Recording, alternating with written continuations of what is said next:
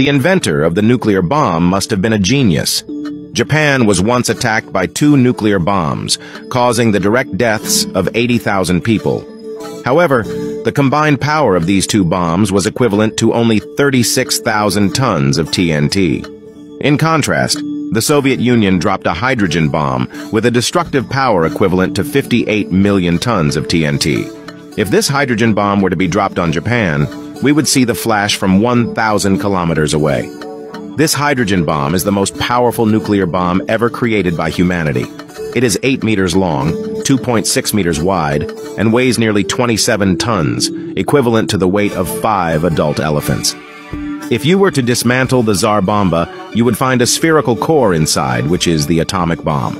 It contains conventional chemical explosives, and the innermost small sphere is a plutonium core with a diameter of 15 centimeters. Plutonium is the core of the atomic bomb, typically used to trigger the hydrogen bomb. The cylindrical structure underneath the atomic bomb is the hydrogen bomb itself, consisting of 3 parts. This hydrogen bomb is so large that it cannot fit inside a Tu-95 bomber and must be carried externally. To reduce the heat damage caused by the nuclear explosion, scientists even coated the aircraft with silver-white reflective material. In 1961, a Tu-95 bomber carried the Tsar Bomba to the designated location and dropped this immensely powerful nuclear bomb. The hydrogen bomb is equipped with a parachute to reduce its descent speed, allowing the pilot to safely retreat. The hydrogen bomb detonates at a distance of 4 kilometers from the ground, instantly creating a mushroom cloud 60 kilometers high. Even at a distance of 100 kilometers, it would cause varying degrees of burns. This is truly terrifying. If you encounter this phenomenon at the beach, don't ever play again, because you don't know what dangers lie within. This phenomenon of glowing blue is called fluorescent beach, also known as the Martian tide. It's a rare natural phenomenon in less than 10 countries in the world, according to oceanographers. That fluorescent beaches are actually a bioluminescent phenomenon. It's caused by countless plankton that glow with blue light. This amazing microorganism is methanogens.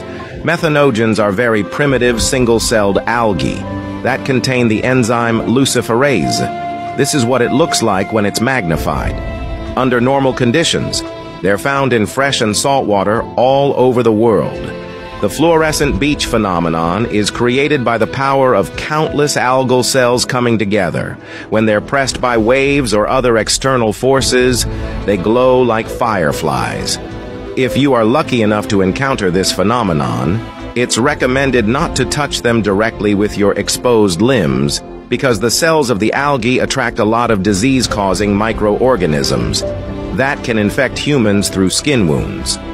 Although this seaside spectacle brings a romantic visual feast, but the problem behind it requires people to be vigilant, because it's one of the precursors of eutrophication. If we allow it to develop, it's likely to cause an outbreak of algal growth. That could lead to a red tide, once the algae, represented by the glow-in-the-dark bugs, die and decompose, will greatly consume the oxygen in the water body and cause other marine organisms to suffocate and die, which will seriously damage the marine ecosystem. So do you still dare to swim in a heavily polluted sea? Do you know how hemorrhoids form?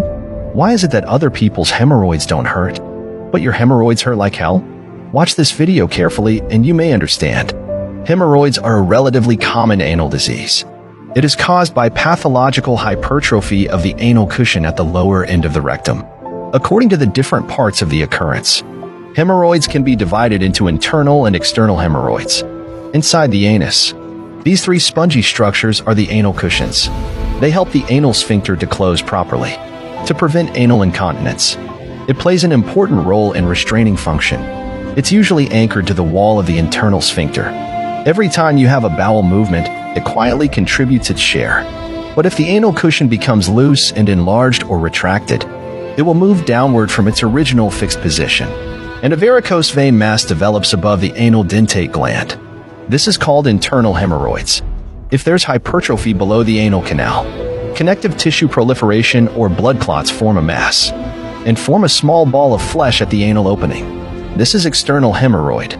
In fact, the most obvious difference between internal and external hemorrhoids is that internal hemorrhoids usually have the symptom of bleeding, but rarely painful, while external hemorrhoids are associated with severe pain, but rarely bleed. That's why your hemorrhoids hurt, while others don't. But external hemorrhoids are usually removed surgically.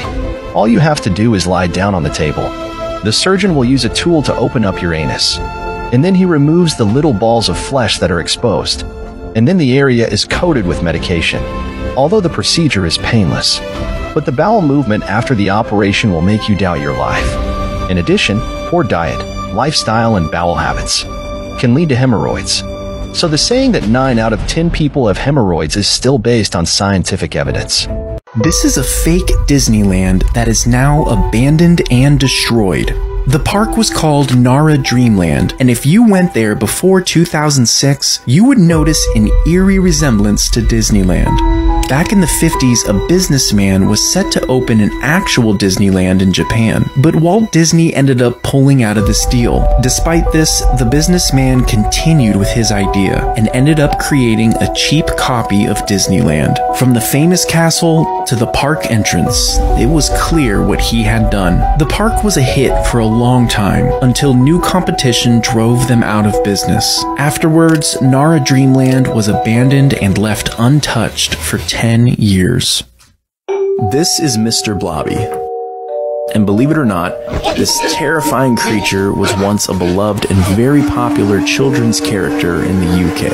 Mr. Blobby is as popular in the UK as Barney is in America. He was originally featured on a TV show called Noel's House Party in the early 90s. Mr. Blobby's popularity grew so much that they opened an entire fleet of children's theme parks in his name. All of the parks went bankrupt after about 10 years, and they're now considered haunted. Now, I don't usually believe in places being haunted, but if this thing created a theme park, then it has to be haunted.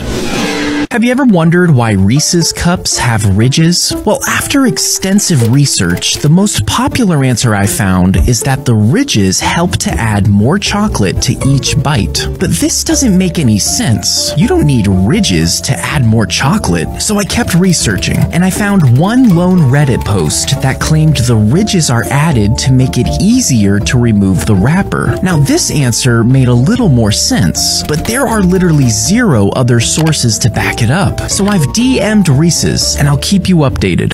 Do you know how a pulley can be installed to save energy? A pulley is essentially just a wheel with a groove that utilizes the principle of leverage, but is more difficult to understand than a lever. When a rope passes through a fixed pulley and is attached to an object, the object can be pulled up if a large enough force is applied to the end of the rope. But this process simply changes the direction of our exertion and provides no mechanical advantage, so it does not save force. If the object weighs 1 knot, a force of 1 knot must be applied to the end of the rope to lift it.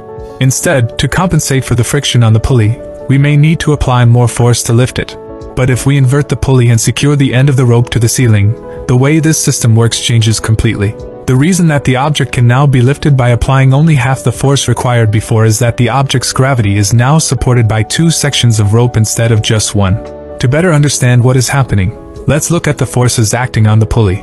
There is a downward force of 1 knot of gravity and 2 upward forces from pulling on the pulley, and in order for the system to be in equilibrium, the 2 upward forces must divide the 1 knot of gravity equally, so that both upward forces equal 0.5 knots.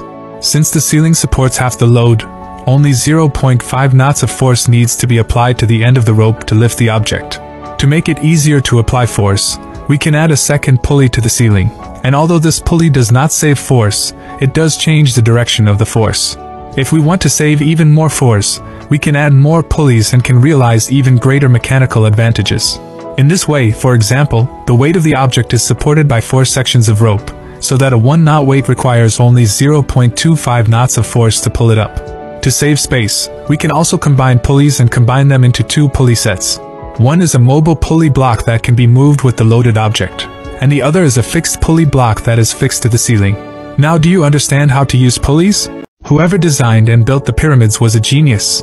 In those days, when there were no cranes, it is hard to imagine how they could have moved 2 or 3 tons of boulders to a height of 146 meters, and it is unlikely that they could have either pulled them up or pushed them up.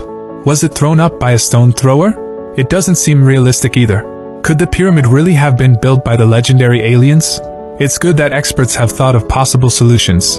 For example, by building a giant ramp on one side of the pyramid, workers could then carry the stones up the ramp, or tunneling inside the pyramid and hauling the boulders up the internal spiral. Another theory is to build a spiral ramp on the outside of the pyramid to the top of the tower, which would seem to be very convenient with the ramp. But there's a problem. The higher up you go, the steeper the ramp gets, which means transportation would be extremely difficult. In particular, there is still no way to transport this part of the spire up. That's why experts feel that the original pyramid was much larger than it is today, and it wasn't until after it was fully built that the external redundancies were removed, and then workers polished the outside of the pyramid smooth to end up with what we see now. So why are the pyramids a human miracle? As you can imagine, a single Khufu pyramid alone weighs 6.84 million tons, with a total of 2.3 million stone blocks, each of which required dozens of people to carry. The pyramid is said to have been built by 100,000 workers over a period of 20 years before it was completed, so you can imagine what a great project it was. Even if modern humans want to build a pyramid like this, it is never easy. First of all, you need a 200-meter gantry crane, but humans don't seem to have such a high model at the moment. Then we'd try a crane instead, but that has the problem that the stones transported by the crane would be blocked by the pyramid's tower, and in the end, heavy helicopters would have to be deployed to lift the stones up. So now you know why the pyramids are the first of the 7 wonders.